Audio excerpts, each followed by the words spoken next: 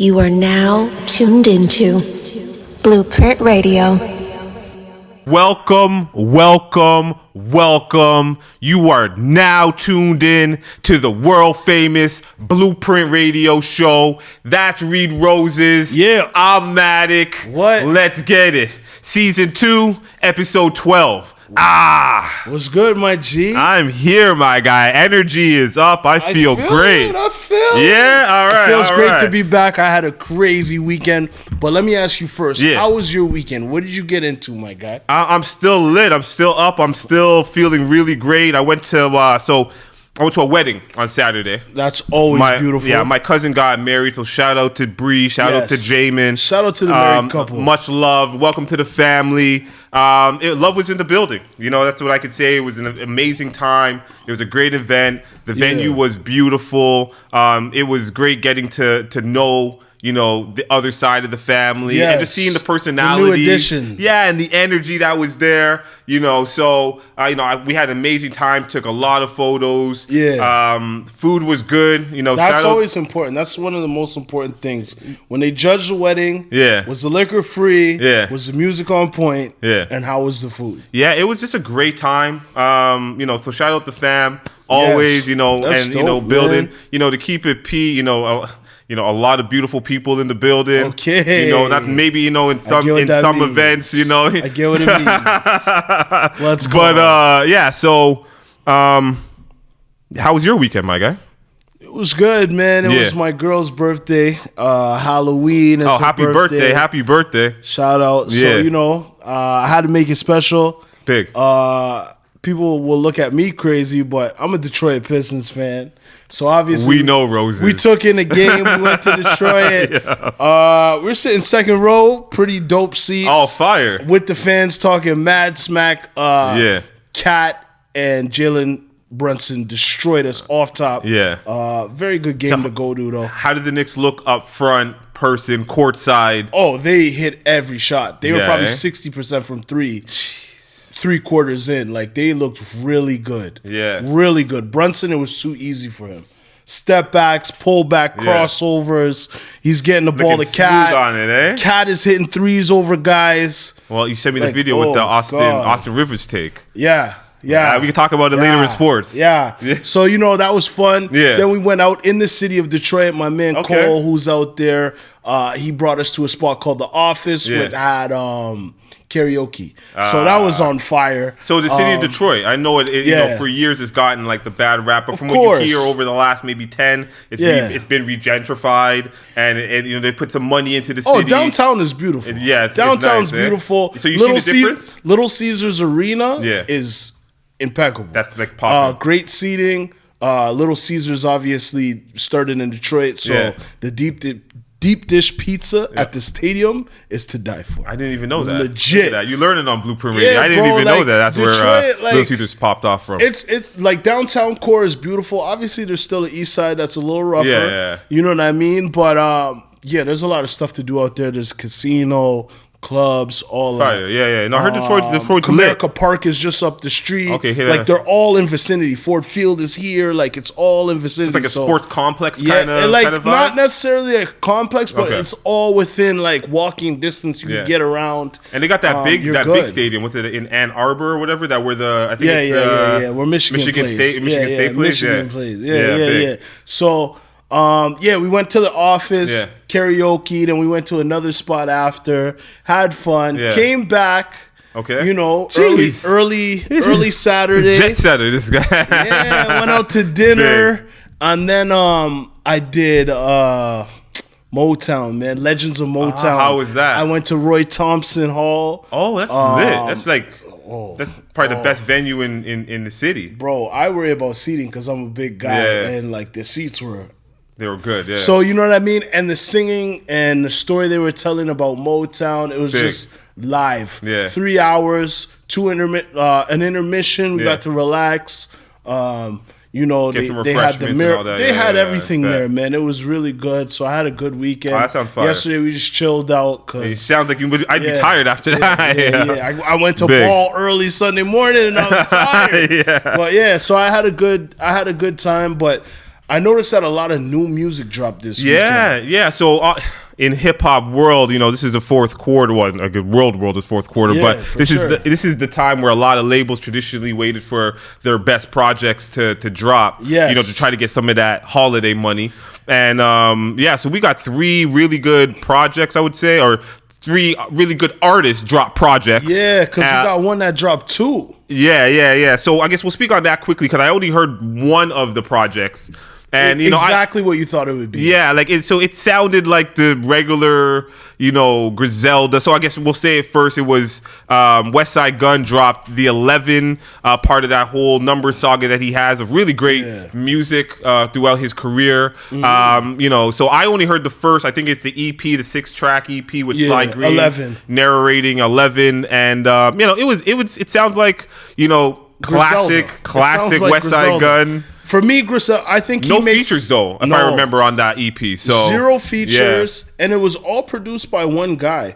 Let me get that name for you. So on the second one, I never heard of it. I'm going to listen to it after. What were there no features on the second one either? Because you said Drama hosted that one too. Yeah, there's a couple features on it, but it's not too crazy. A lot of Griselda artists and whatnot. Got it. On this one, Denny LaFleur produced everything on 11. Okay. Whereas on the second project that came out, Still Praying, it's got Conductor Williams, Static Selected, there's some crazy joints on there. Okay. Just a regular Griselda clientele. And I like those producers, obviously with the Derringer, that mixed bag they have.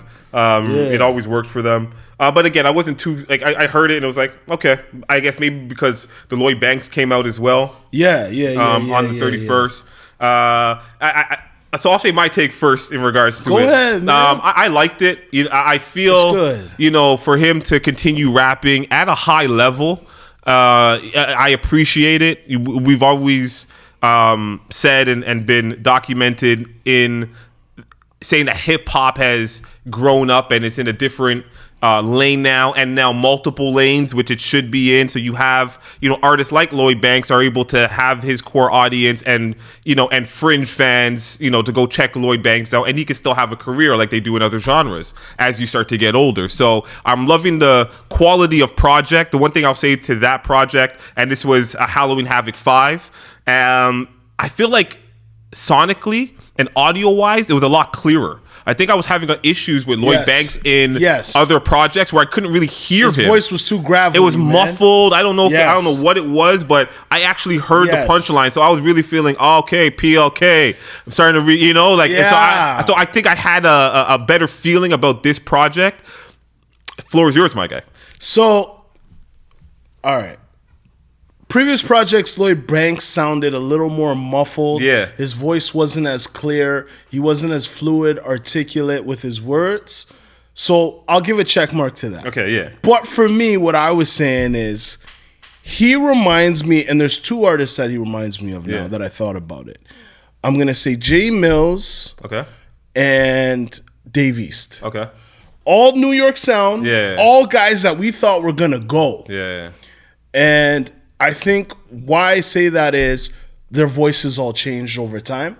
Okay. Dave East doesn't sound like the same Dave East we got when he started. Granted, yeah. Jay Mills does not sound like the same Jay Mills when he started. No, I can't tell you last time I heard Jay Mills. Well, exactly. Okay.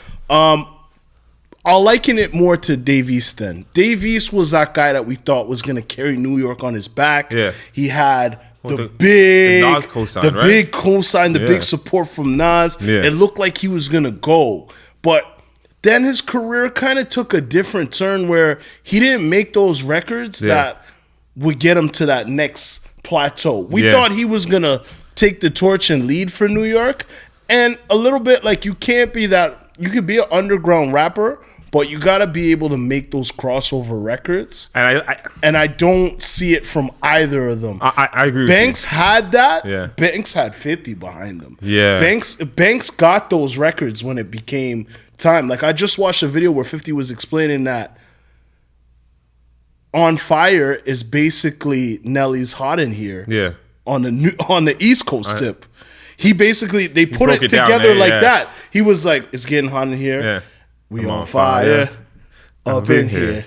So like they kind of, know what I mean? You know, so okay, so you say that, and as you're saying that, like I'm thinking about it in real time, and Lloyd Banks, you're saying, hasn't been able to make that turn, but when he was with 50 and the Hunger for More 2, those are like considered some classic material. Like especially Hunger for More 1. Hunger for More 1 was a really good album but there was a little more songwriting. And again, maybe that's the 50 influence, which you don't have here, right? That was what I was saying. Yeah. So the next point to what I was saying is the beats are okay, but you can't differentiate the songs as much. They don't have those classic choruses. They're not as big of songs. Yeah. And I feel like he's not reaching to get there anymore. Well, I think what it is now is that without Fifth and the Monster, that's found his lane. G-Unit. Yeah, he's focusing on his core audience. And they'll support him. Because I remember, if I remember correctly, maybe last year, Banks was talking about like retiring. Not even retiring, but his next project was going to be like $500. Like, and you can only buy it at one spot, and it was going to be on that Nipsey kind of tip where it's only his core audience is going to buy it. And again, you have 10,000 people that buy that. You're up. Versus, trying to get millions of streams that don't work for an artist of your caliber anymore. He was so talented. He could make those records and still make them pop. Yeah, but here's the thing. What's his nickname? PLK, right? The Punchline King. The Punchline guys, they kind of got like, if you weren't Lil Wayne, you kind of were like come mid 2000s or when autotune came in with Kanye and hip hop you didn't necessarily need to be super lyrical. Those guys, if you weren't able to switch or pivot, because remember Jeezy came out, he was an energy. Ye was energy. Let's talk about Wayne that. Was just only the real bars man. I had a theory about that kind of like stayed. So it's something we talked about many times. Yeah. Our generation of hip hop, New York, East Coast rappers, like let's say that 2001 to 2005. Okay.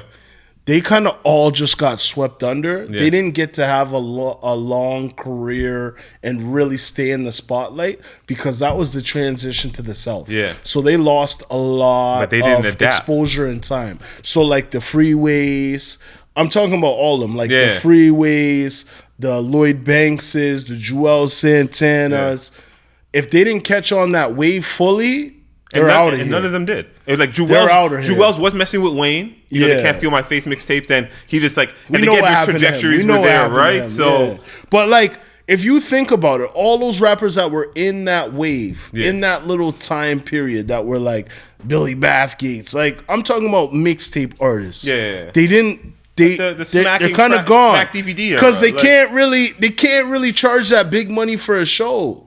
I seen Freeway doing, and Freeway is one of my favorites. Like I have Philadelphia Freeway on vinyl, but I seen him doing shows at a bowling alley. No disrespect to him, I don't know who his tour manager is, and maybe he doesn't know where it is and whatnot. But it's for us, we look at them like they're extreme superstars, but they don't have that fan base because the generation that's right under us, 2 and 3 years under us, they were already with the South. Yeah, and again, if you didn't jump on that wave, which was, I guess, in hindsight, the downfall of even G-Unit. Like 50 got the block because he kind of sounded Southern. Yeah, he was Southern. Right? Like so, but he was from New York and but he also had the beef with the Southern artists, especially when it came to, to his artists not working with anybody but G-Unit or New York artists. He also had that machine behind him though, the West Coast. He had Dre, Interscope, then Eminem. But the thing is, he capitalized as quick as he could though. Yeah.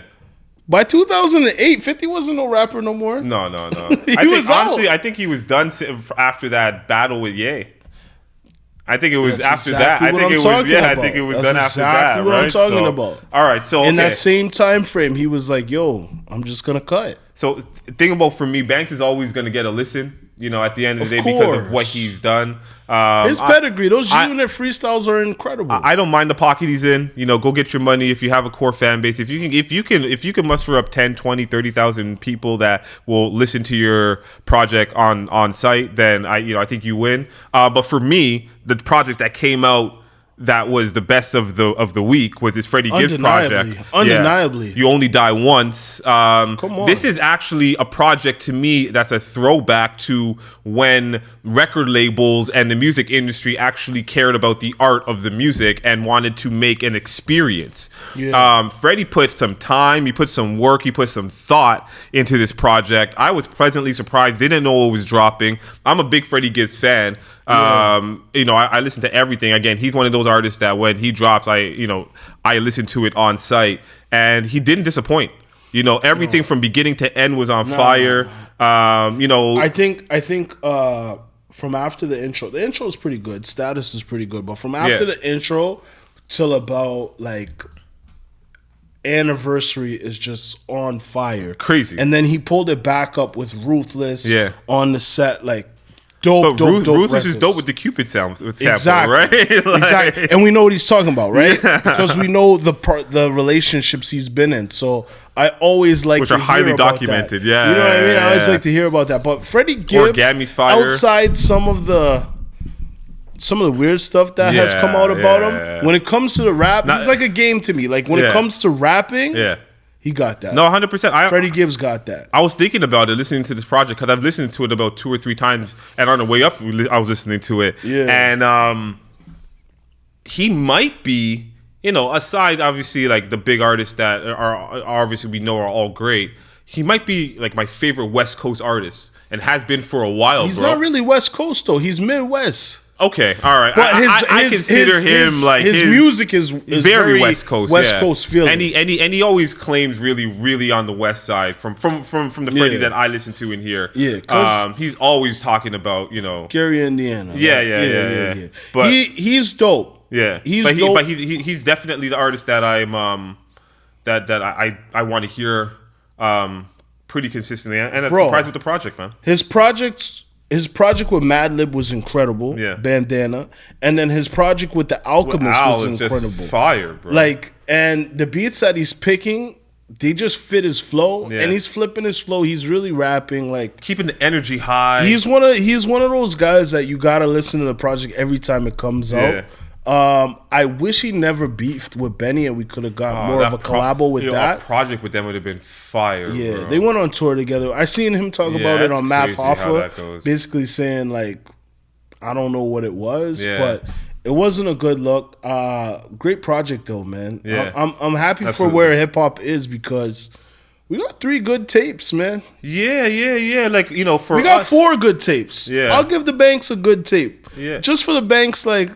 I just need a little difference. No, I get it. But I was surprised with everything. I'll go finish listening to the Westside. Yeah. But yeah, I'm expecting a lot more albums, some surprise drops. Maybe that Jay-Z album that we kind of were talking about. You want the Jay? Maybe we get it. Who knows? But we'll jump right back into music. Blueprint Radio all day, every day. Let's get it. You are now tuned into Blueprint Radio. This week in news, we've got a pretty big update in a case that's been going on for almost 3 years now. So it looks like Young Thug has accepted a plea deal to gang, drug, and gun charges. So I'll get this off quickly. So the Fulton County Superior Court Judge Paige Reese Whitaker gave him a total sentence of 40 years. The first 5 years were to be served in prison, but that was commuted to time served. Then he had 15 years of probation. I'll say that again. 15 years of probation. Yeah. Finally, the backloaded 20 years in prison will be commuted to time served if he complies to all of his conditions on his probation. If he doesn't complete his probation successfully, he will have to serve the 20 years in prison. He's already served, obviously, the 2.5, so that's dead time. I guess for those that don't know, it's... every day in prison is actually worth 2 in the real world. It's a day and a night. Yeah, so it all depends on, and that changes from state to state, country to country, but that's typically how it works.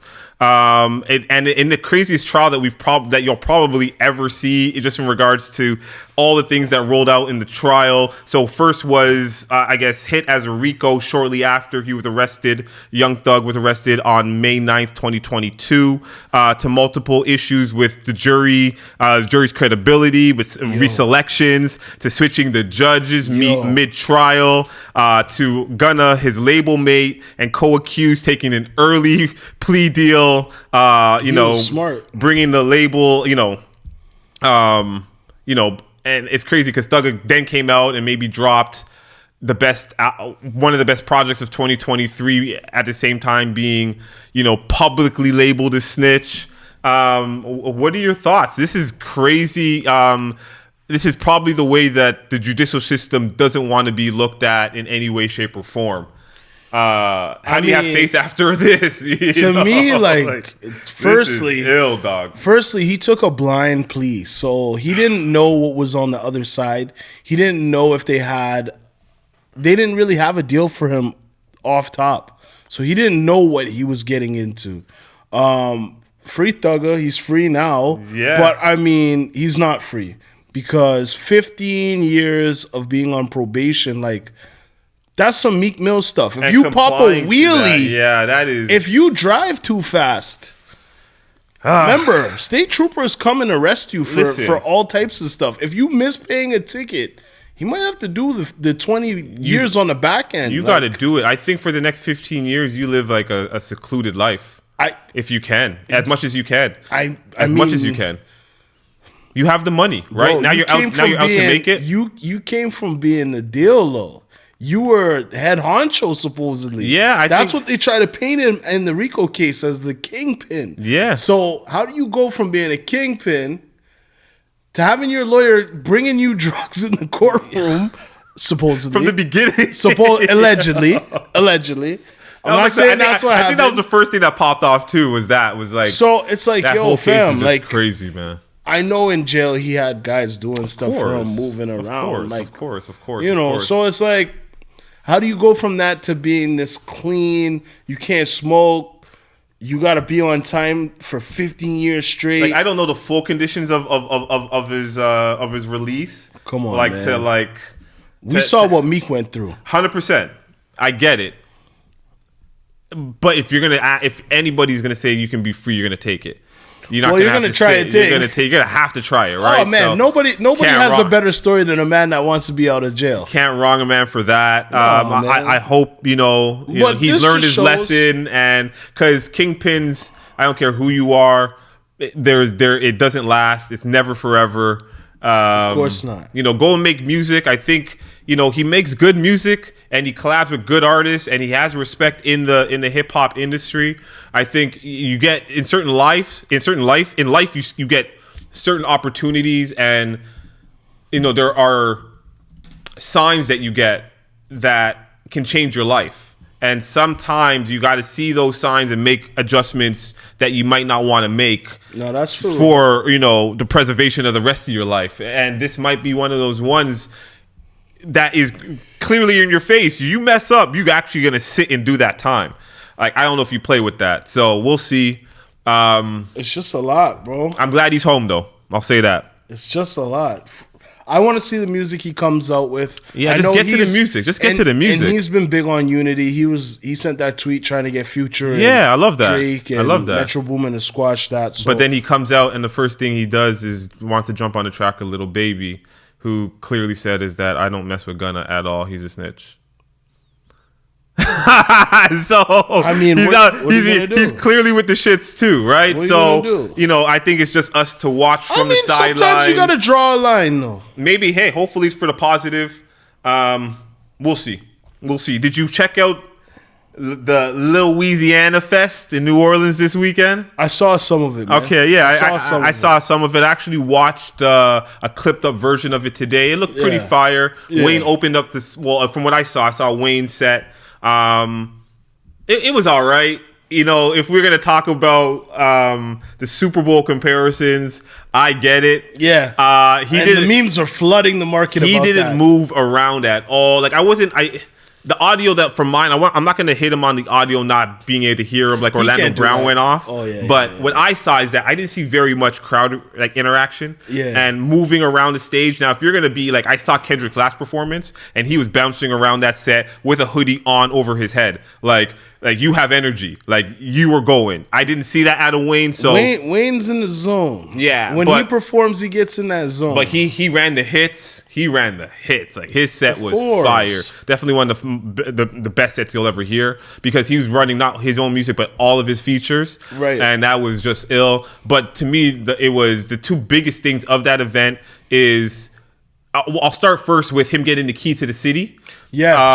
So big shout out to Lil Wayne for all the work he's put in. The mayor of New Orleans giving him the key. And Master P make him sing, And there's always been this. Who's the unofficial mayor of New Orleans. And let's talk about it. There's always been this talk that there was a Cash Money, No Limit beef. There was. Because they're from different places. Yeah, 100%. We know. But at the same time, and their hoods beefed. Yeah. But I mean, like. So to see them on stage, again, that to me was the number one thing about this whole thing. Just to see a Hot Boys reunion for the first time in how many years? I wasn't even going to go there. I was just talking about P talking about having a Walk of Fame in New Orleans. Okay. We'll say that. Really with just trying to, trying to bring New Orleans back to the light. Because after Katrina, New Orleans has had a tough time getting back to where it was. Yeah, and they actually, again, the after Katrina, then again, the Saints won the Super Bowl, and energy was really high.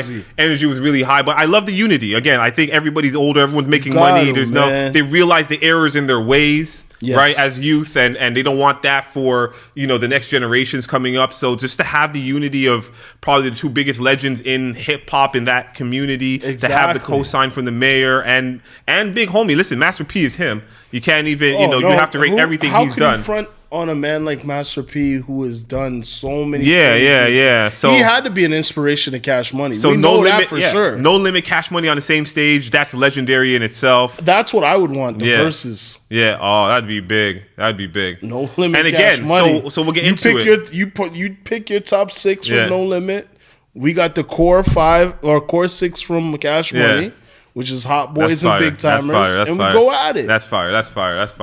I like that. We're gonna bring back a verses again. We're gonna do that for sure. Yeah, for sure. And we'll pick different. We'll do it that way. I think that's the way we'll do it. But again, for me, the biggest thing was the Hot Boys reunion, having everybody on stage, BG, just doing the tracks Turk, together. Yeah, Juvie, Lil Wayne, Manny Fresh. You know what I mean? Like it was and Baby. It was just good to see that. And the unity. It looked like. Them doing old concerts back in the day, in the late 90s, early 2000s, right? We needed that. And you ever watch Baller Blocking?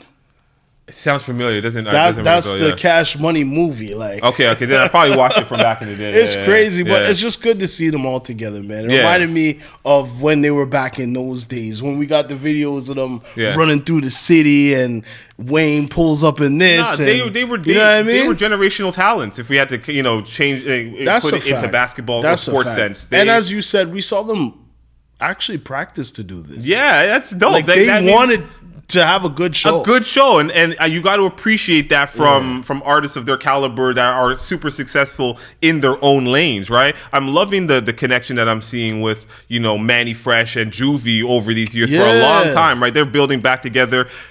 BG comes out, he's linked up with Birdman, they got a tape, that's dope. I'm just waiting for just to have that unity and everyone realizing. I just want a group project. Yeah, you know what it is? I love to see it is that for a lot of the artists, if they were to admit it, like when they were connected with these people, it was probably the best time in their lives, right? So it's like, let's kind of rekindle that if we can do it, and we made so much money and had so much fun and there was so much success. You know what? We're older now, we have our own ventures, let's build and grow. And it's just, I think that's just a great thing to see, for again, we saw what Kendrick's done in LA, with his concert on Juneteenth and how that's unified that coast. And we're seeing this, this last weekend.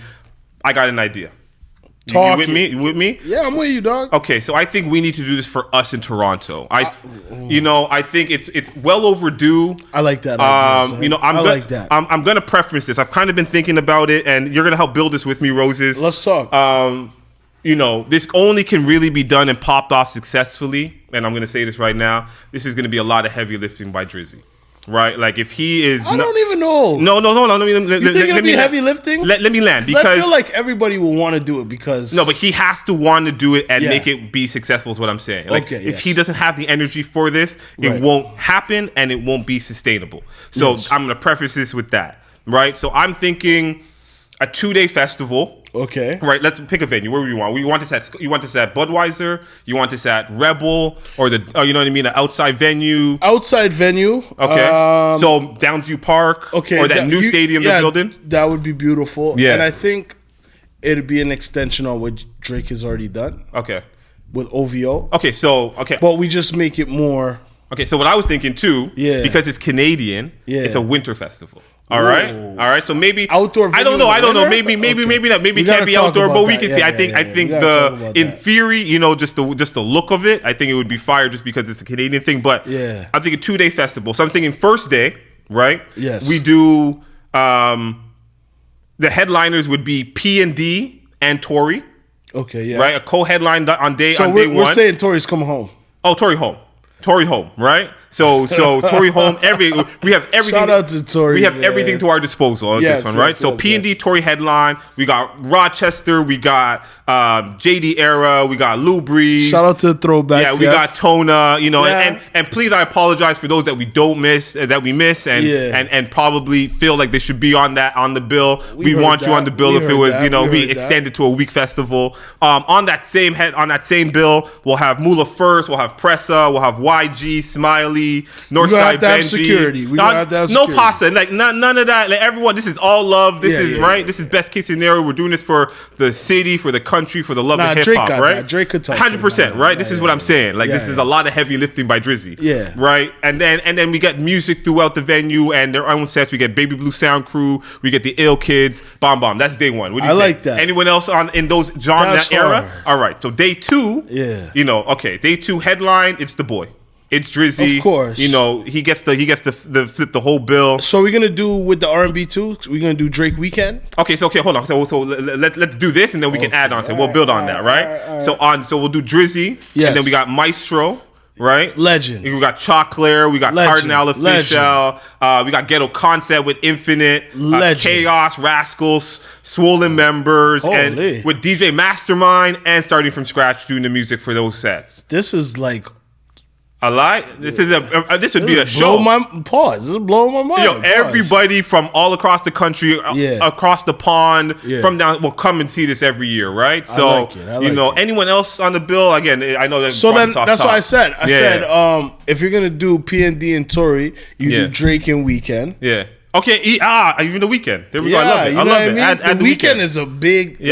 So we have the Super Bowl, my G. We have Tory he's back. up there. Maybe we get Jesse Reyes or something. You know what I mean? We add to there, right? Just add a couple more. And again, every year we do it every year. You're not going to get everybody every year, but I'm saying the first year, the inaugural year. Yeah. We kind of have that, and then we build something here, and then we kind of and every year, you're part of something that's growing and cultivating, and so we have something that's ours and something that we can start to build our own sound and be together. It makes me as think. One. It makes me think because I don't think Toronto has enough venues or enough shows for local artists.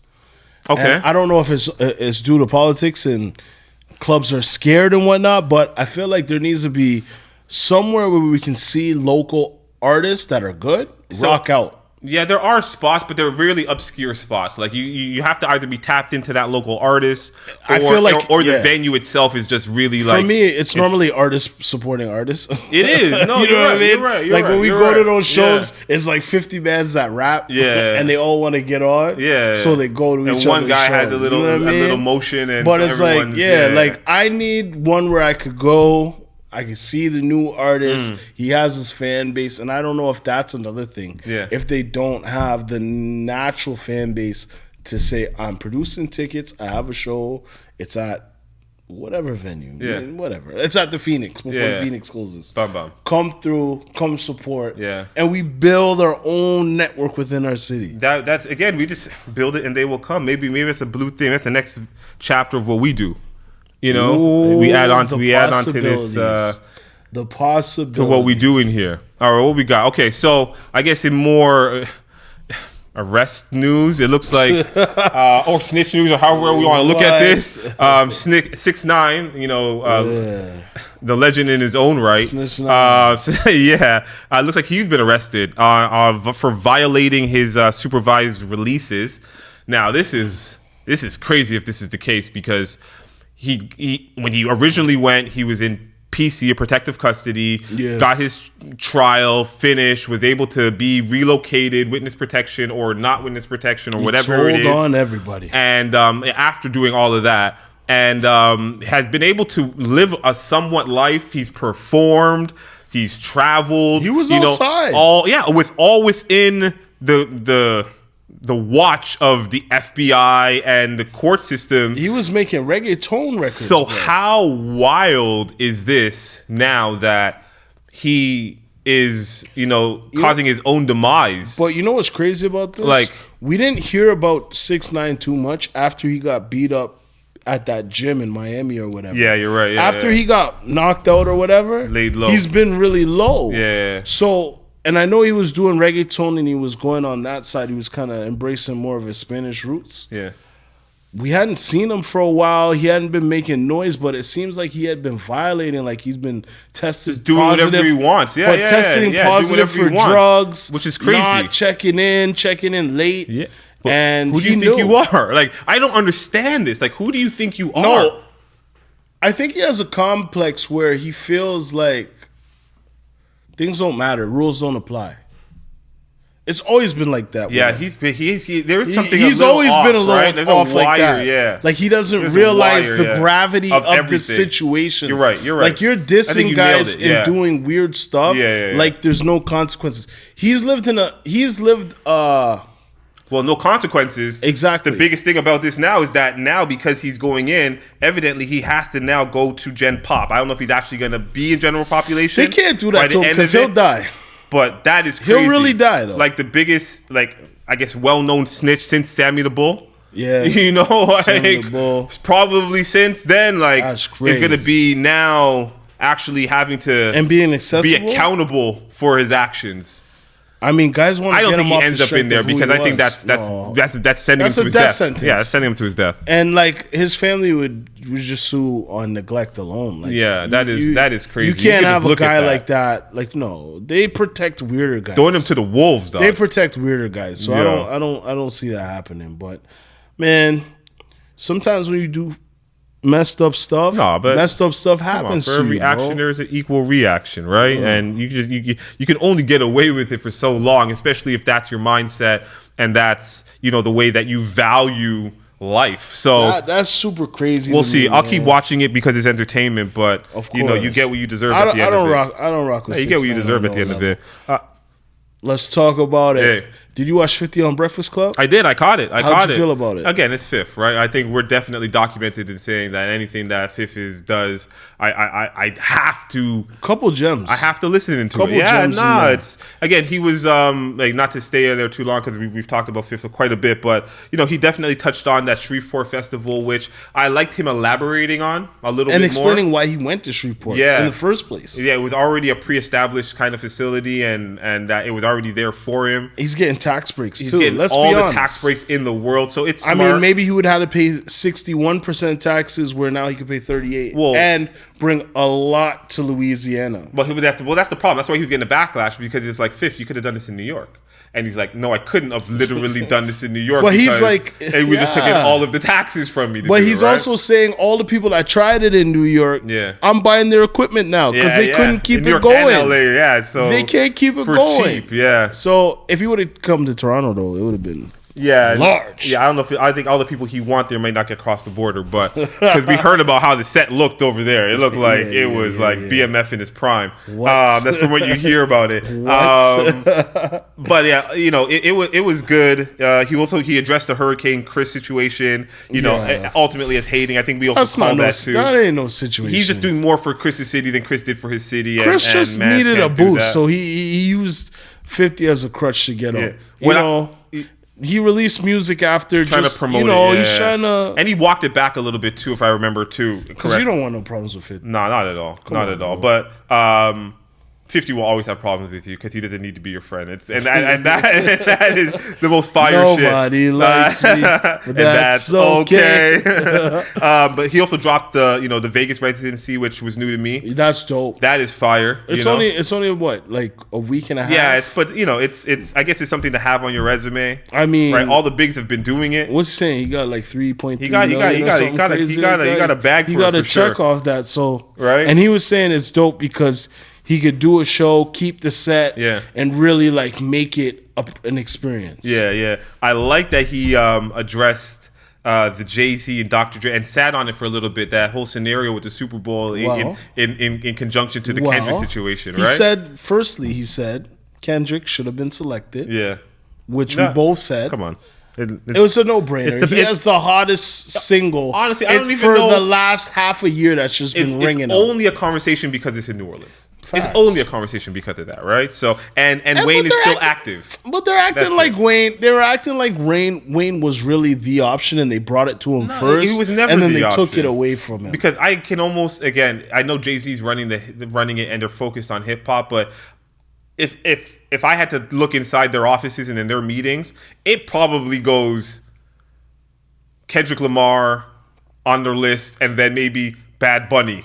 Or maybe you know what I mean? It doesn't go Lil Wayne next. No. And, right? and then the next thing is, we forgot to talk about it, but at Louisiana Fest, he kind of said something about Jay and then came out and played Mr. Carter right after he had his little speech. Okay. We could dig into that a little bit more. But they're saying he's taking a couple jabs at Jigga Man. Well, of course you have to, right? Expect when I think you don't have to hold feelings, but I think you would, and I understand if you do.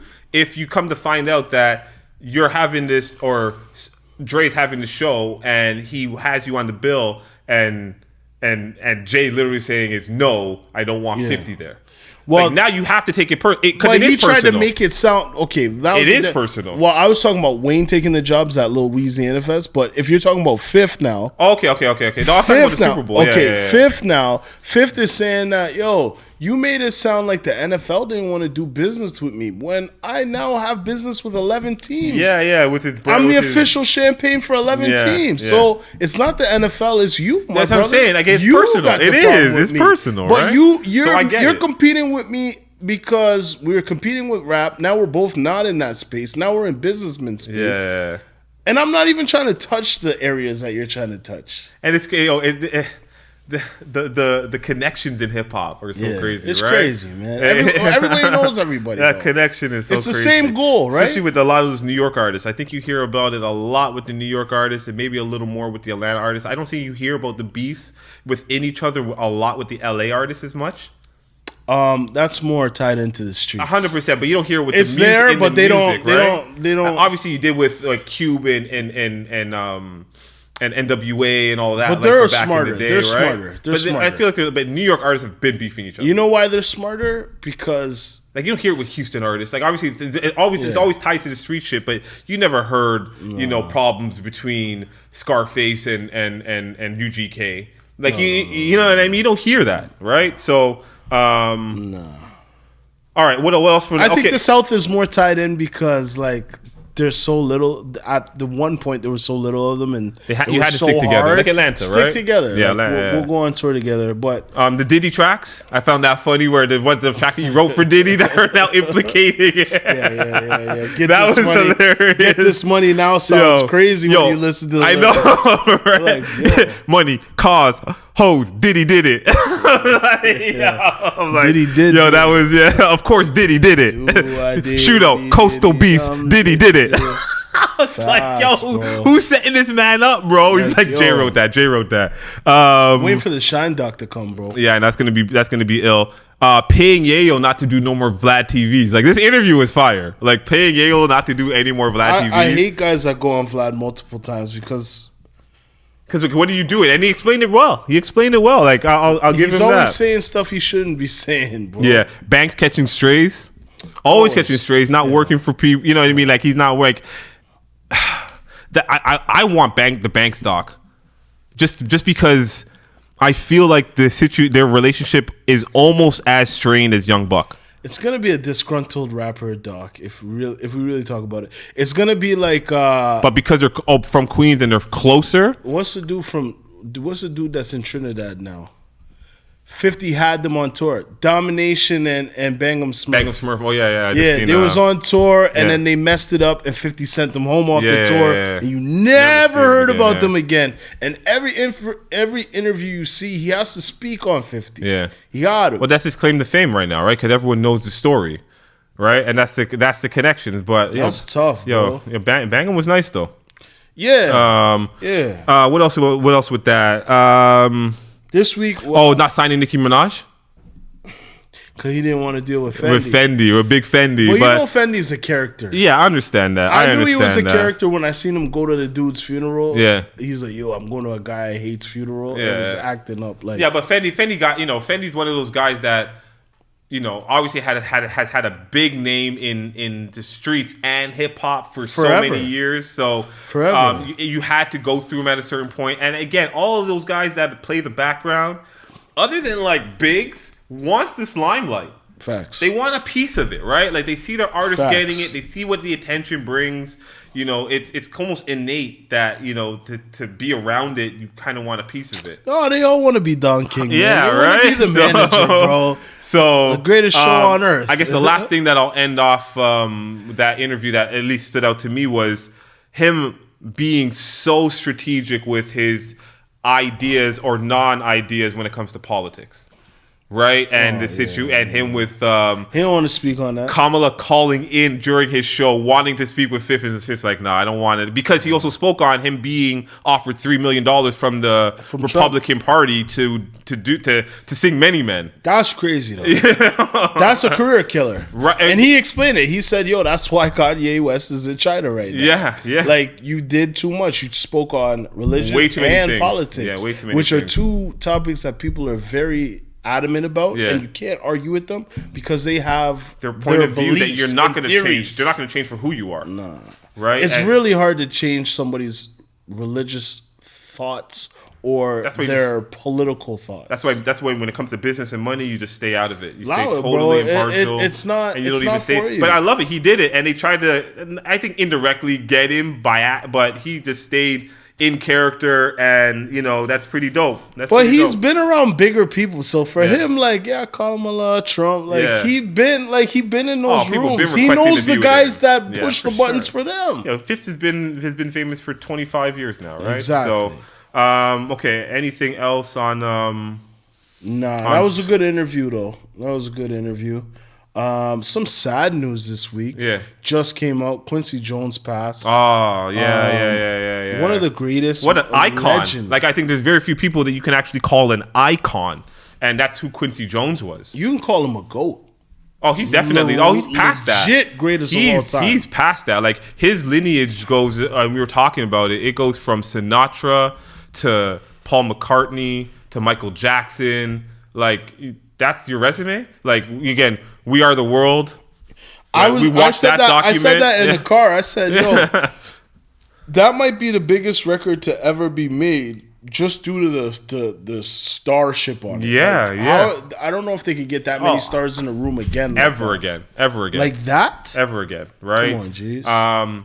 So, condolences to his family and the entertainment industry, I think, on both the music side and I would say movies and TV side, because he's the benefactor of Fresh Princes of Bel-Air and all of these, right? So we could go down a list of all of the things that, I don't know if you pulled up any Quincy Jones stuff, but again, he was so influential in so many genres, in just entertainment alone. Definitely people will be saddened for the loss of him. Now, again, he's lived a full life. 91? That's 91. A blessing in itself. Come on, man. He's seen everything. But we were talking about it too. He's seen everything. Like Quincy in his later years, man, he was speaking freely on certain things. Yeah. He was doing what he wanted. And I rate it because I think at a certain point with all your successes and everything, you just get to speak your mind and no one can really say anything they want about it, right? He's dealt with the greatest artists of all time. Yeah. He's done so many different things that are unbelievable. Yeah. From music to movies, everything to everything. TV. Like Quincy Jones is the deal. Like his daughter's a pretty well known actor right now. Look at what his son is doing for hip hop. QD3 made so many documentaries from Beef, like all that. Yeah, so his impact on so much is it'll be missed, but it'll live on forever. I guess lastly, we just want to say our hearts go out to Buckshot. Yo, get well, bro. The 5'9". He evidently, I guess yesterday, the day before, got into an altercation in Brooklyn and wasn't looking too good. A lot of the images were floating around online. So I don't know much about what happened, but I just know a lot online was saying that he was half beaten to death. So, bro, he looked bad. From what I saw, we obviously didn't see the beating, but we saw what he looked like after. Aftermath. Yeah, he had a couple coconuts on his head. His eyes didn't look good at all. So. But the thing is, like, wish a speedy recovery. Yeah, and I worry for him because I'm wondering what would have caused that. Why would you be in that situation as Buckshot Shorty, the owner of warehouses in China? The guru of the legend of Brooklyn, like the BB, like the boot camp clique, like you But he's a bigger man. You were Black Moon, like you and Evil D, like it's like the first thing that comes to mind is like, why were you by yourself? But again, I don't want to speculate or anything like that. Just hopefully, you get well soon. It's tough, man. Get well soon, bro. All right. We had a big week in sports, so we'll jump right back into music. On the other side, we'll hit you with sports. BPRS. He's Roses. I'm Matic.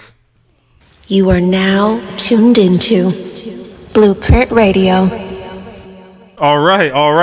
We're going to start this one off with a segment that we just started. Roses doesn't know about it, but we're going to call it Matic Was Right. And on this segment, I called I called the World Series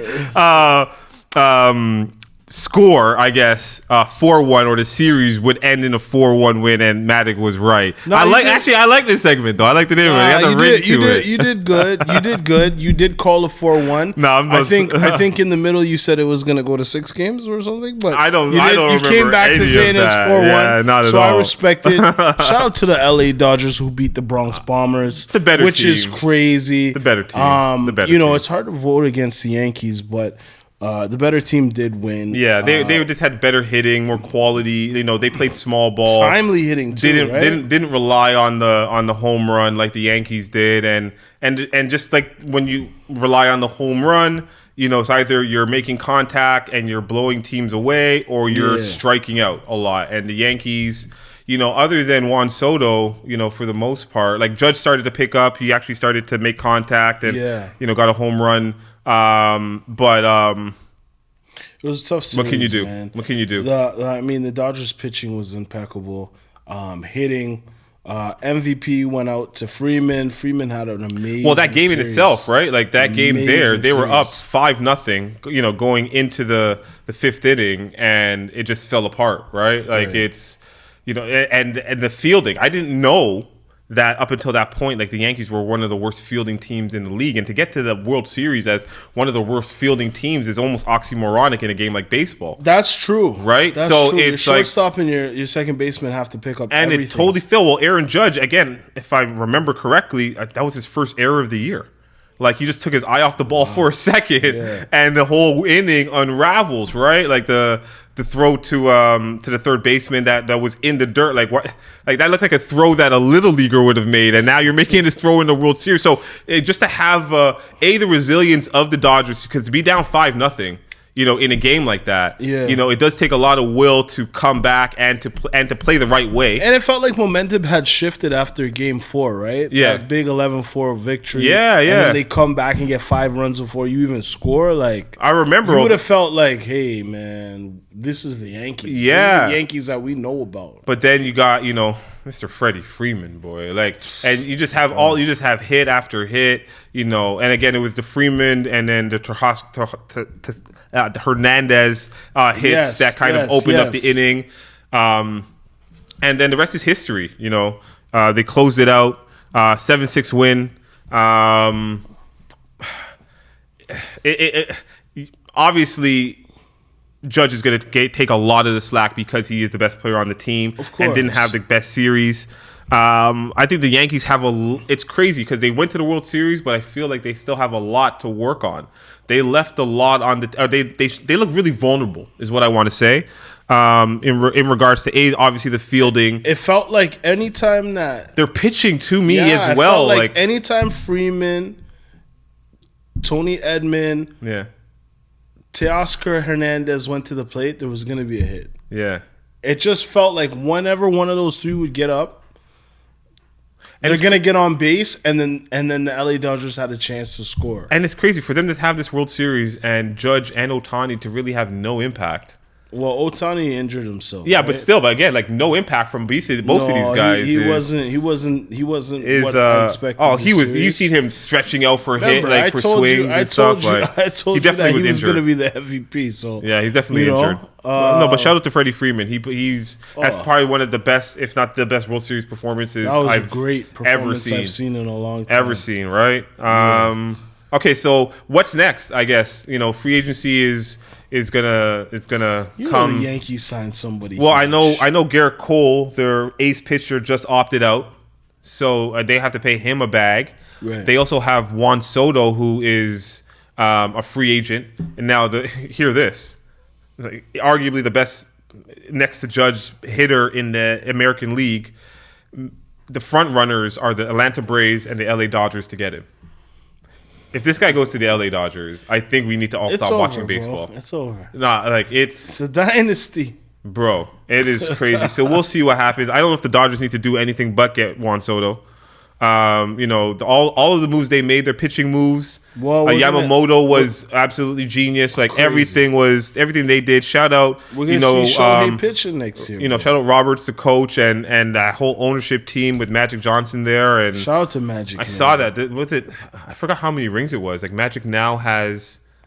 Because he's had 2 with the Dodgers, right? Is it 12 rings or is it 15 rings or something Magic has? Oh, wow. In total.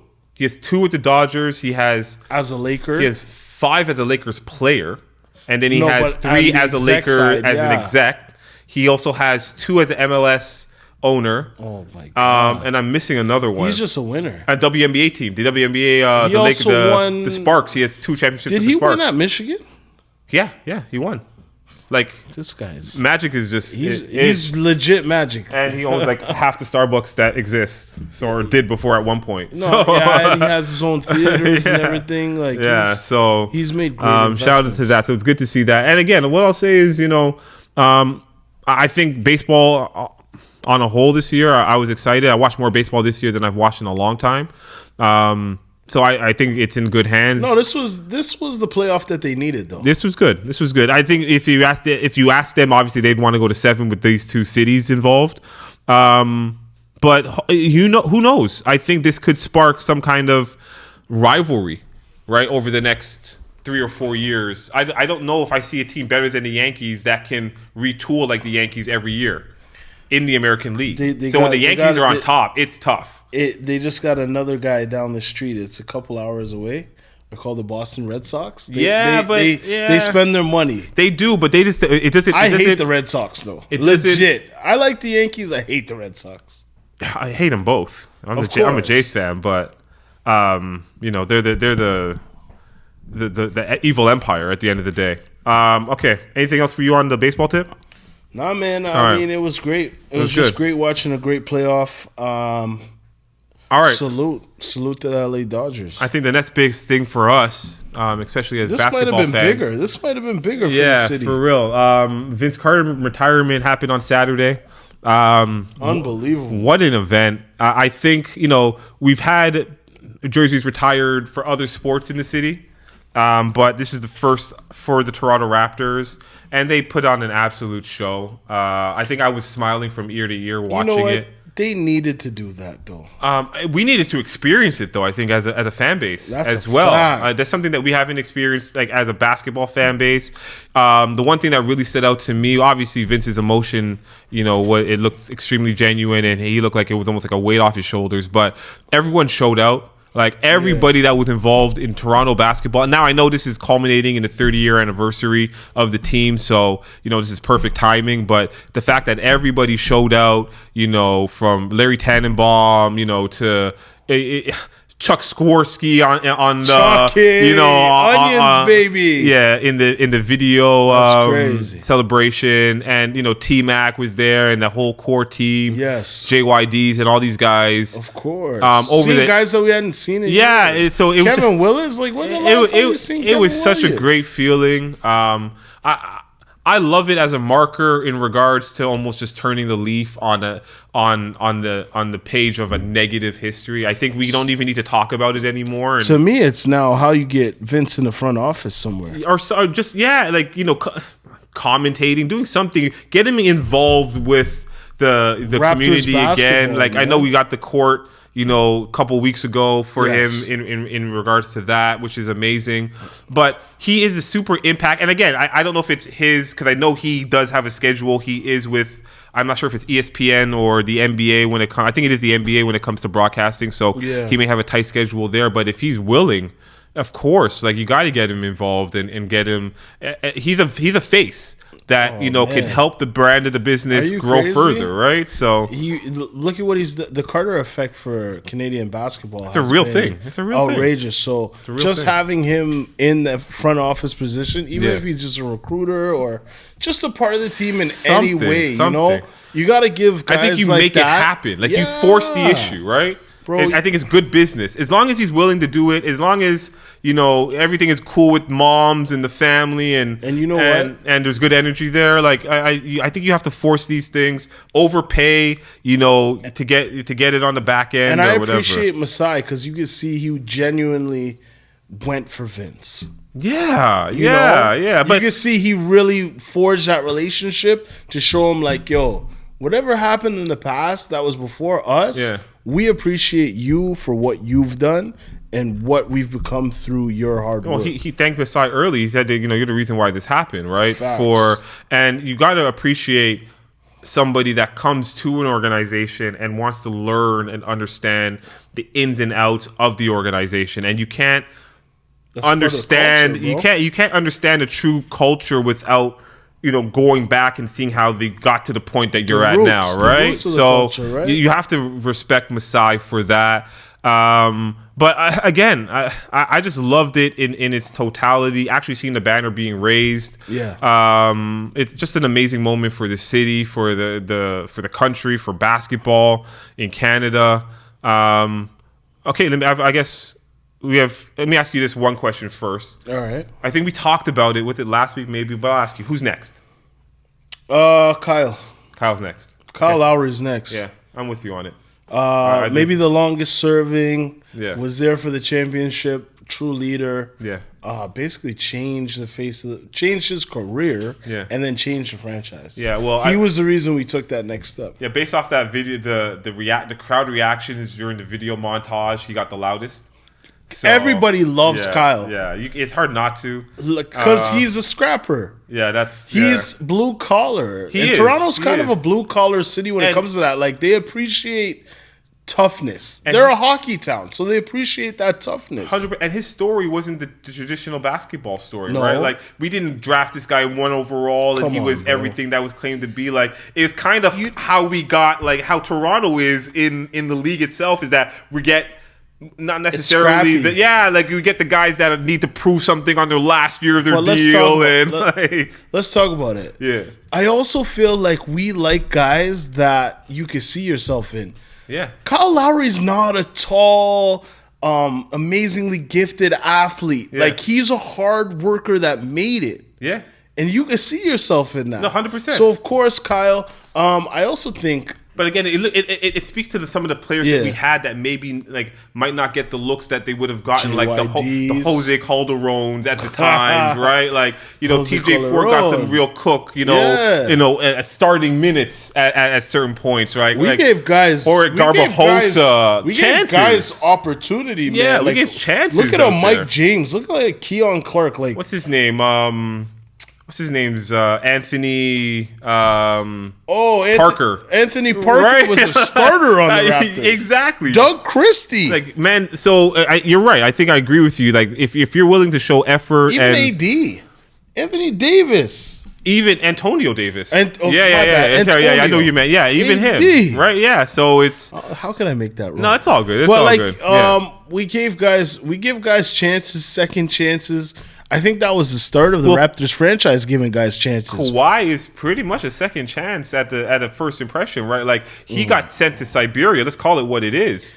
The Spurs sent him to the furthest place that you could. You want to go to LA? We're gonna give you the anti-LA. We're gonna give you Toronto in the midwinter. So and eventually, you keep striking that. We continue to rise. That man. rock, the fire is gonna spark, right? The cream always rises, bro. Yeah. So big night in Toronto. That was lovely, man. It was good to see all the stars out there. So I guess we'll end. Yeah, it was just so star-studded. And even DeRozan being there was very, very good for the franchise. I loved it. He was part of the video montage. And At first, I didn't understand why they picked the date, but I kind of do now because 30 years ago they started on November 3rd. Yeah. So it was the closest home game for it to be that 30. I love the way it was Sacramento. I love the way it planned out. Yeah, the planned out and everything culminating for this. It's a great thing to celebrate in a year like your 30th. Yeah. But okay, let's speak on it because it's kind of not the elephant in the room, but I said DeRozan, so yeah, but it's been floating around and there's been a lot of takes. So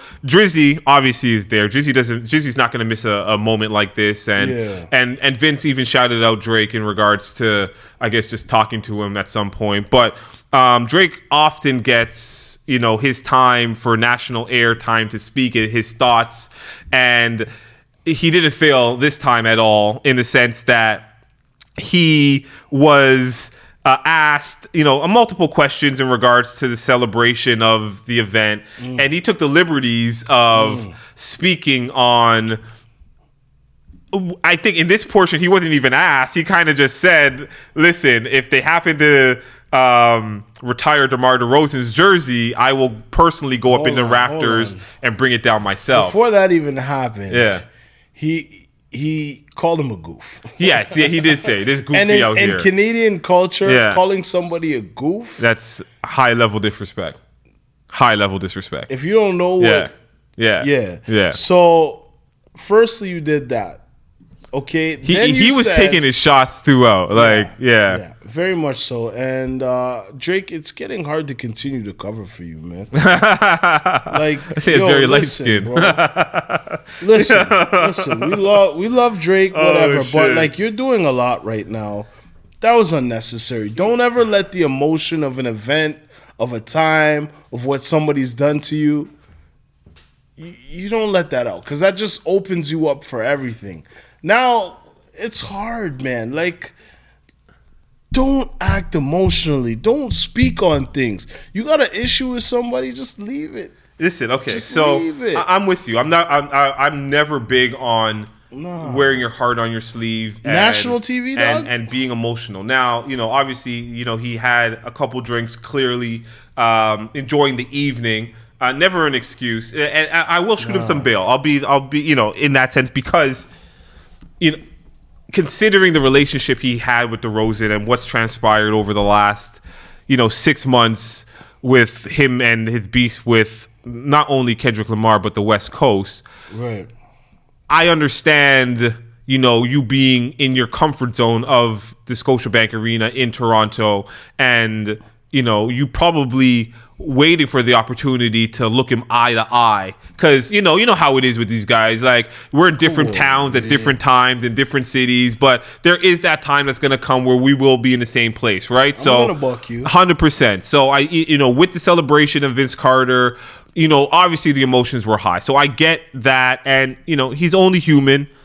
And I hear what you're saying, but the boy is the boy, and I can't wrong him for his take on it. he felt disrespected. He felt like he backstabbed him. Son. And I sent you the video of him speaking to DeRozan speaking to Shannon Sharp like back in 2021, talking about super high praise of Drake being there for him when he got traded to San Antonio and how much that broke him. So I get that with the additional context that we have, and then you see him posted in the Kenny video, in front of the containers, I get it, all West Coast. I get it. I can feel if you feel backstabbed and you feel like you were, a friend turned their back on you. Because at the end of the day, you didn't have to be at the video.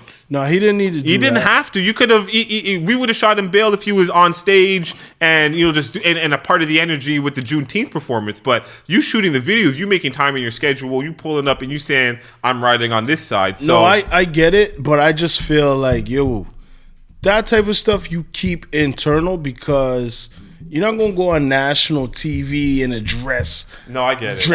I get it. Like if that was your man, I get it. You could be hurt, and you and him could have it out. But it's not for the world to see, bro. Yeah, but again, this is what happens when you live the world in the public eye, right? Like your mistakes are for everybody's critique. Yeah, and but it also comes with the billions of dollars that you have access to, and you take the good with the bad. So overall, great night for sure. All right, so we'll do a quick roundup with the rest of the leagues here. We'll start with the NFL. Crazy week in the NFL. Big week 9 in the NFL. What stood out to you? Of course, Saquon's spin to a reverse hurdle. I've never seen anything like that in my life. Ever seen that ever in my life. One of the most athletic plays I've ever seen in life. Shout out to New York Giants for absolutely dropping the ball on paying Saquon Barkley. Absolutely dropping the ball. So good luck with the history of your franchise and the future of your franchise, because it's not looking too good. You guys just lost to the Washington Wizards, to the Washington Commanders, to the rookie quarterback for the first time. But they're like in like 100 years. But they're like what? What are they? 6-2 or 7-2? The Commanders? Yeah, they're like 7-2, I believe. Going for a bye. They're really nasty. Yeah, but the Giants are the worst. So of course they gave up Saquon. They had Saquon last year. They didn't know what to do with him. Yeah. What else stood out to you? Another thing that stood out: the 61-yard field goal. The Bills game. Yeah, that was longest kick in Bills history. That was big. That's a divisional matchup. We always have a tough time with the Dolphins. Yeah, so that was a blessing. The crazy one-handed grab at the end of the Rams Seahawks game. That was great. That was crazy. That was OT. Dallas losing their third game in a row. They lost to Atlanta. Dak got injured too, right? I just got an update. Dak is out for multiple weeks. Yes, he did. With a hamstring strain. With a hamstring. Even though it looks like he got injured on throwing the ball. He also mouthed that we suck. I know. Yeah, that's crazy. And that's you're gonna hear about that all week. Obviously the Commanders beating the Giants. Lions versus Packers battled for top slot. So to me, that was the game of the week. Lions have won 6 straight, which is incredible. The Lions look like the best team in football to me. Hands down. Next to, and I'm going to say they look better than the Chiefs because Patrick Mahomes isn't looking like Patrick Mahomes. Exactly. Now, honestly, the team's a different team. So they obviously lost Tyreek Hill, who was their electrifying wide receiver. Yes. So they had to change the way that they win games. So Patrick Mahomes doesn't need to throw 350 yards anymore, right? No. He could throw 200 yards. They get a good run game. Even losing Pacheco, they're still unbeaten. But the Detroit Lions, there is an energy with the Detroit Lions. I think you picked the wrong Detroit team to be a fan of right now. It's always my Pistons, but shout out to the Lions. Yeah, man. but the first Sunday in like, let's say like 5 years that both Detroit teams have won. That's crazy. But Jared Goff does look like the MVP of the league right now. Their run game is easy next to Derrick Henry, the best run game in the league. Their defense, after losing Hutchinson, hasn't missed a beat. So that was a good game. Monday nighter. Yeah, we got that again. KC versus Tampa Bay. What are you saying? I got KC. I got KC covering the spread. I think the spread was like 10. I got that as an easy win at home on a Monday night with that crowd. That I have them easily. I don't even know what the score is there, but they're gonna cover that 10. I got that for sure. All right. Anything more in football you want to talk about? No, I just, I'm excited for next week. We had a bye this week, my Niners. Hopefully McCaffrey comes back so we can actually take over the NFC, but we'll see that. Good luck to you guys. Come next week. I appreciate you. EPL to me was a little more exciting than the NFL. I'll be honest with you because, we had some movement this week on the table. So the top 5 teams, typically that have been up there for most of the year, Brighton and Chelsea have kind of been fighting for that 5 spot, have been totally rearranged. So right now we got Liverpool at 1, Man City at 2, Nottingham Forest. I'm going to say that again. Nottingham Forest at 3, yes. Chelsea now at 4 in a Champions League spot, and my Arsenal Gunners at 5.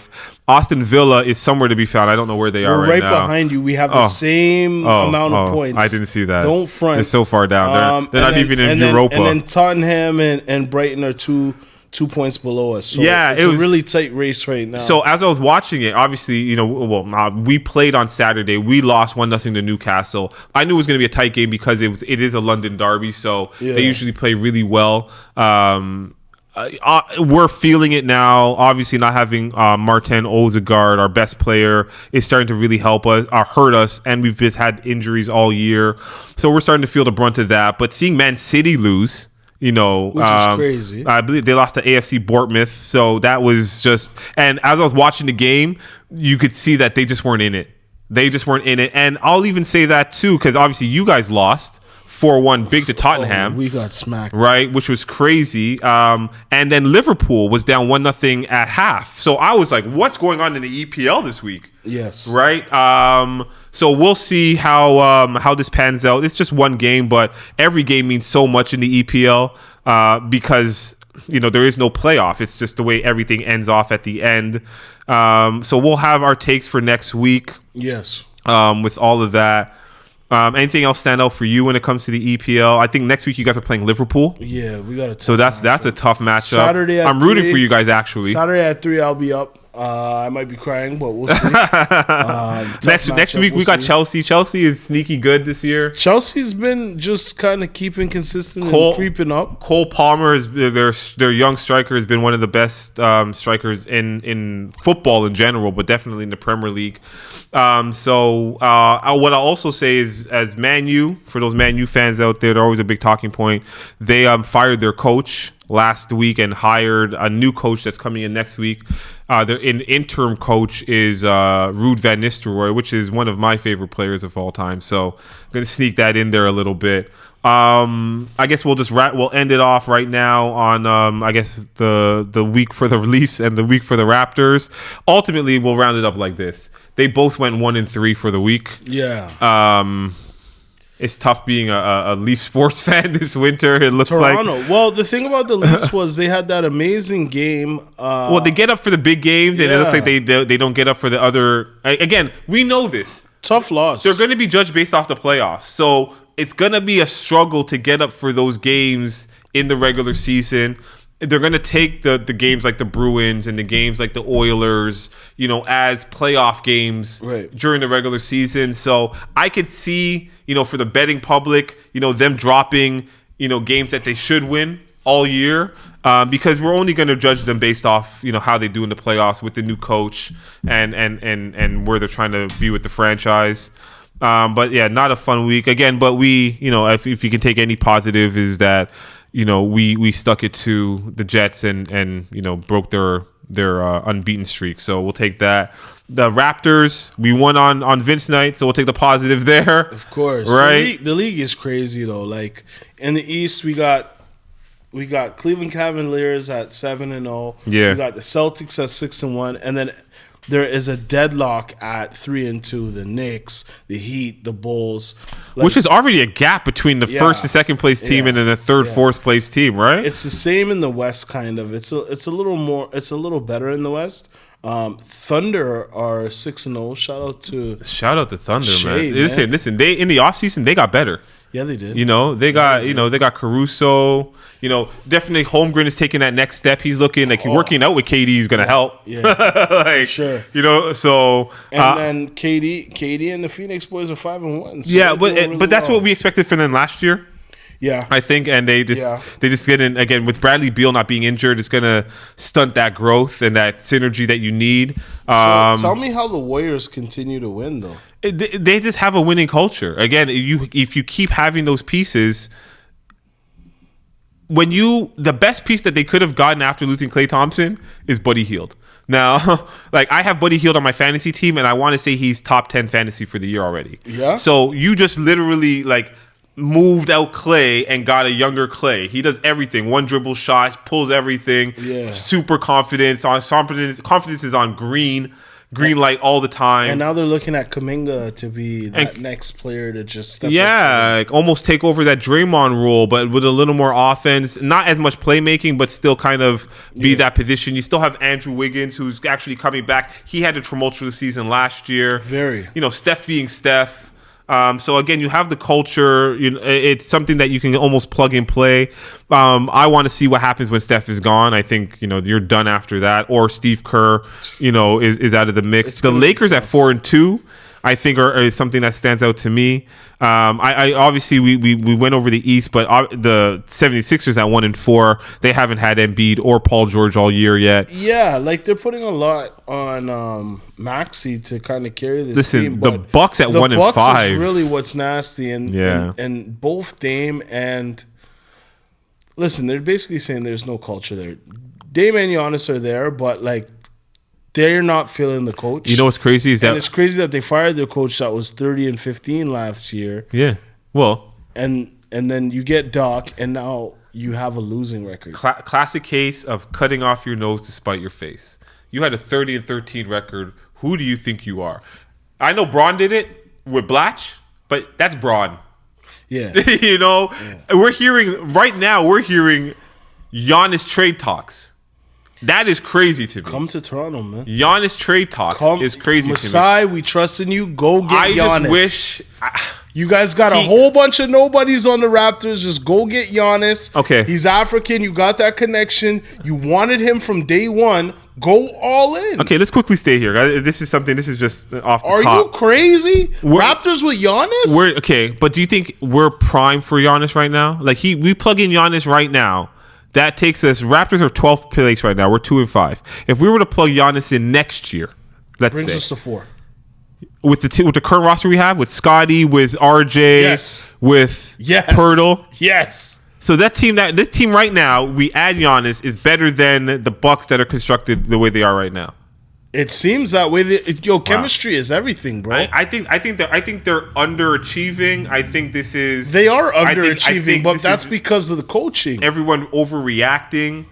I think if they get to me, I said with them from the beginning of the year, you have to find a replacement for Middleton. If you can find a replacement, a la like Buddy Hield in Golden State, to now have that 3-prong monster that you have, because you still have. I still think you still have Brook Lopez over there. For me, the Warriors are overachieving, and by mid-season, we're going to see them right back to where they were.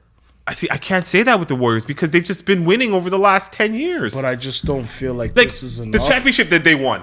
You expected them to win that chip, bro? No. But then let's be honest. Let's be honest. You expected them to win that one? Klay Thompson was a different player at that time. They are very Kansas City Chief-ish to me. They just find ways. They are very Kansas City Chiefs. I personally just don't see it for them, though. I just don't see them consistently like winning 5 out of 6 games for the rest of the season.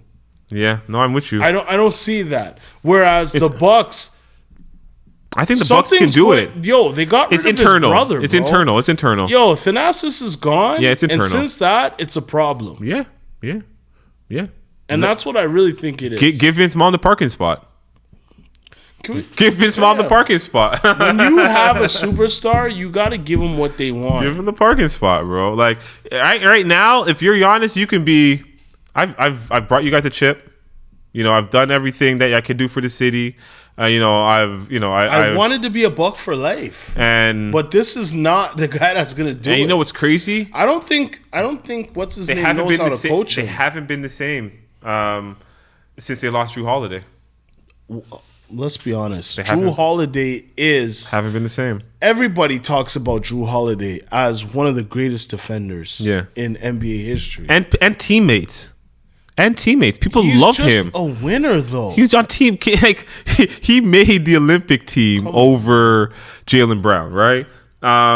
Okay, so lastly, I want to ask, and we'll get out on sports on this.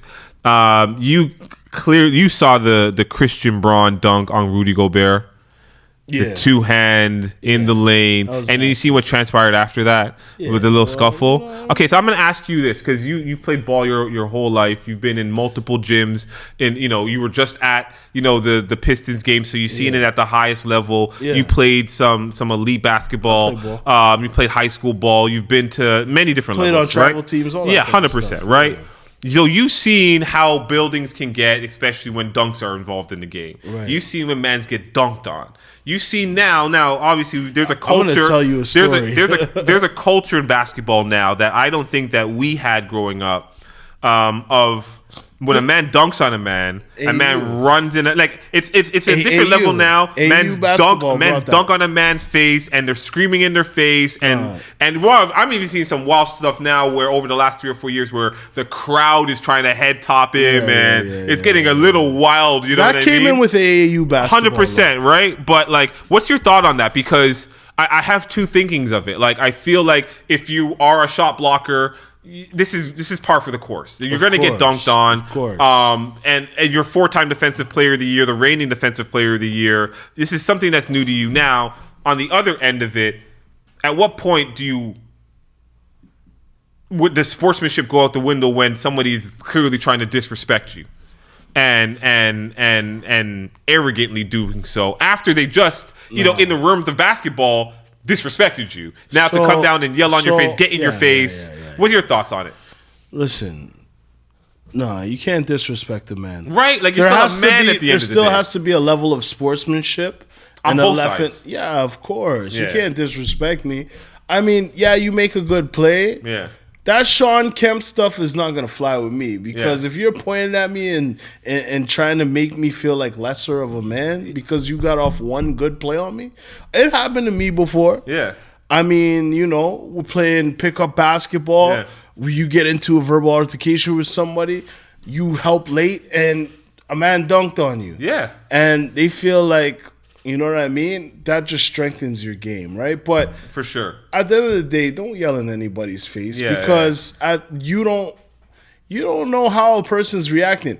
If you come at me sideways, I'm allowed to react like how I want to react. And obviously, I think it's who it is as well. I think mans are Rudy who is Braun anyways to be coming at Rudy like that? But I'm saying that's on Rudy though. I think the league we already know this. The league doesn't respect Rudy to. They painted a picture of him to his size, right? He's a giant amongst men, and he don't appreciate and he doesn't him, act like it. So I think the league is willing to test him on any occasions. I think if it's someone else, you're not able to get that close to a man in his face. But Christian Braun is not doing this to certain other mans in the league. Beef stew. But right? He's not doing this to Bam Adebayo. No. But to me, it's the narrative in the league. You get this. The league's soft. The league is super soft. You get things painted on you in the league, and then people expect that's you. Yeah, 100%. We thought JaVale McGee was just a no IQ player because that's the way he was painted. He's been painted as that, and he made a few bonehead plays. But then commentators keep on talking about the bonehead stuff he's done. Yeah. Is he a 2-time NBA champion now? Exactly. So he still deserves respect. He found his niche and he's worked with it. I don't appreciate that. And I remember that was Shaq slander too on both fronts. On both fronts. So I remember, and this is a local story. All right, talk to me. So I told you about the dunk on. I got dunked on. Yeah. Okay, I held that. You play defense, it was bro. disrespect. That's what happens. Yeah. There was a girl there that she used to play ball and she used to kind of ride on me about it. And I was like, okay, whatever. Okay. Yeah. But as soon as I got dunked on, the next play, you know what I had to do. Of course, now you up. Now you I had to shoot a three. Yeah. All right, so talk to me, bro. Big story. We're at Henry Storm. Yeah. What's the storm called? My year it opened. Okay. So in 99, I'm dating myself. 99, 2000 when I started high school. Yeah. that school opened. Okay. So it opened in grade 9, their team wasn't good. Yeah. Grade 10, their team wasn't good. But by grade 11, now more people have moved into that area. They started getting some players. hoopers, So we had some good games against the Storm. Yeah. And I guess this time the crowd was rowdy because this was and one era. Okay, yeah. So I guess a man crossed a man and Yeah. a guy fell on my team.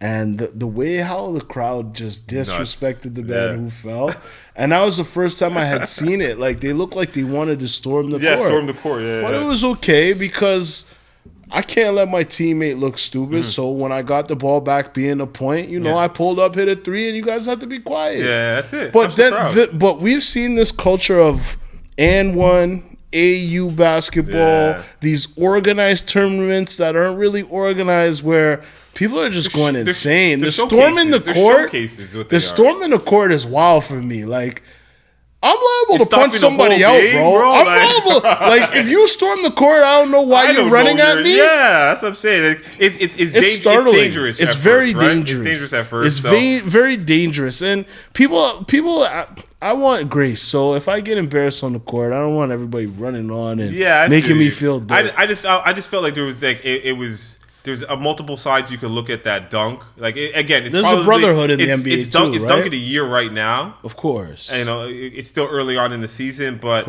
I just don't know if I loved, the screaming on the face for somebody that wouldn't scream on in his face in general public. No, I didn't love You're not stepping that out. You know what I mean? So chill out, bro. Yeah, it is. Okay. All right, we're going to get right back into music. You with the best show in the world. Blueprint Radio. You heard? Let's get it. You are now tuned into Blueprint Radio.